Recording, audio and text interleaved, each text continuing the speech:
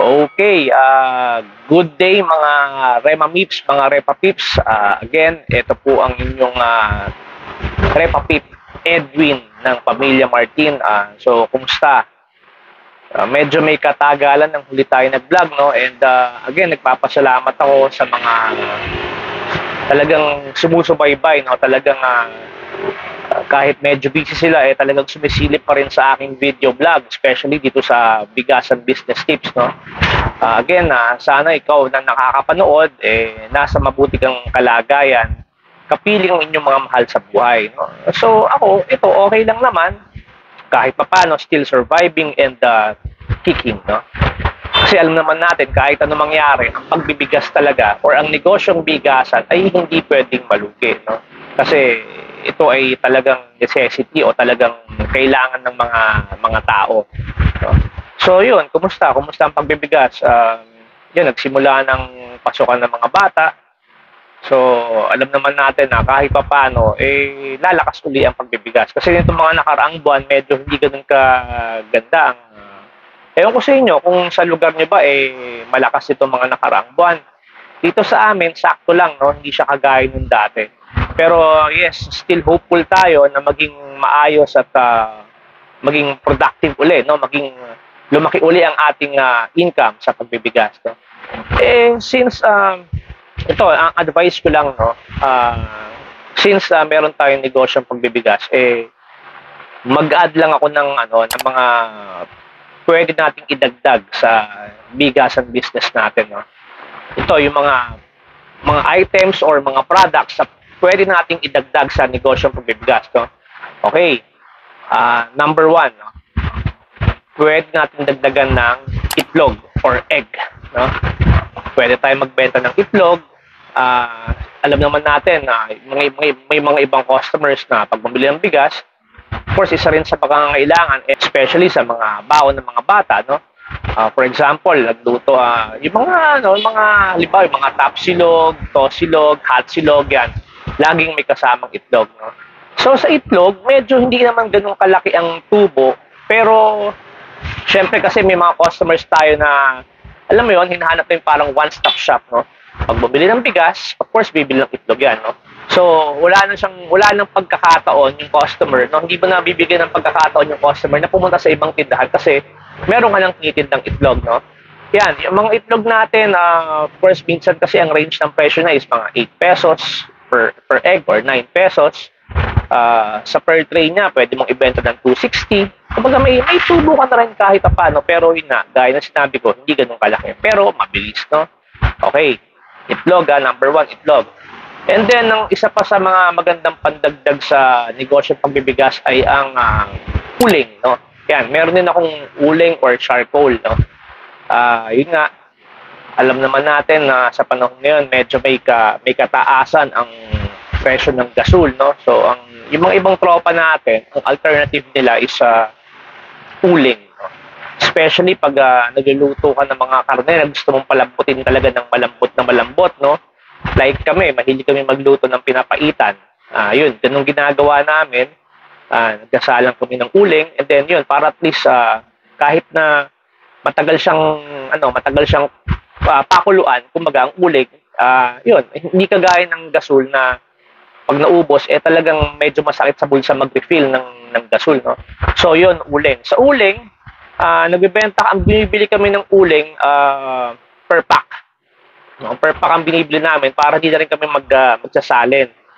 Yung siguro sa uling, may tubo kaming 2 piso, okay na kasi, pero yun nga, may nagsabi rin sa akin na sa pagbebenta ng uling, mas maganda pag ikaw ang nagbabalot, no?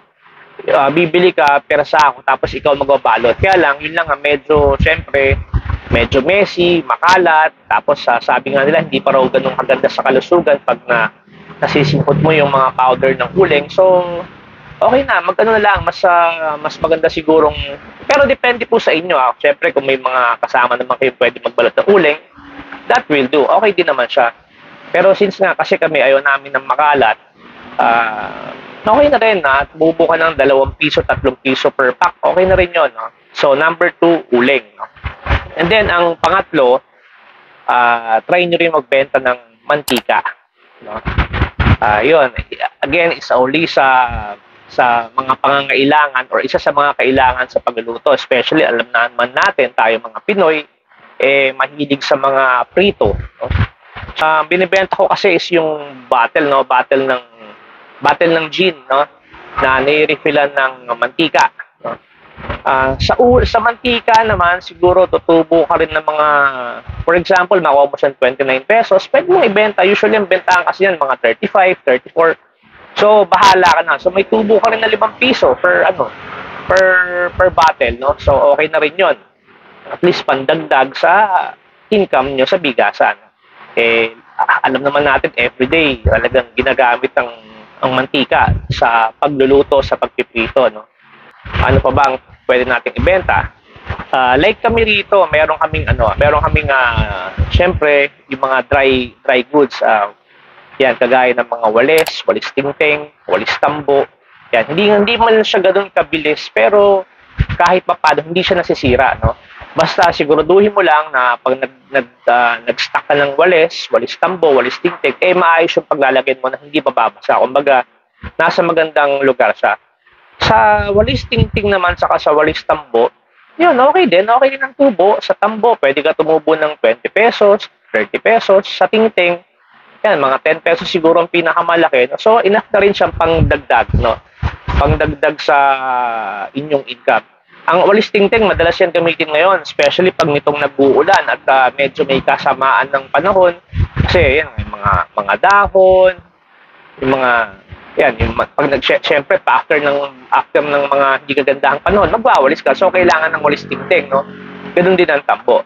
And, ang panglima, ito, simpleng-simple lang, no? Hindi naman ganun kalaki hindi ganun ka-effort, no?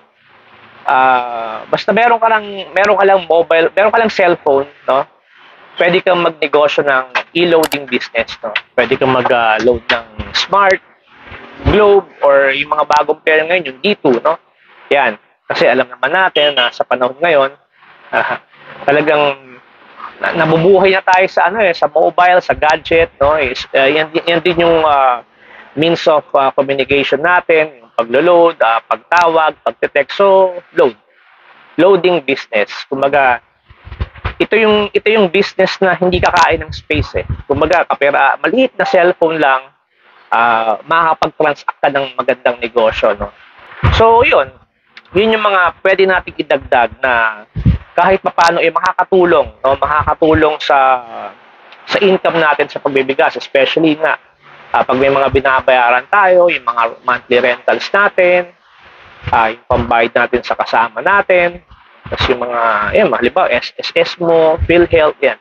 Kumaga, imbis na kukunin mo yung tubo sa bigas, doon mo siya kukunin, no? Pag pinagsama-sama yung tubo ng itlog, ng uling, ng mantika, ng walis tingting, walis tambot, ng load, no? Pag pinagsama-sama mo yung limang yan, malaking malaking ma-generate na income, no?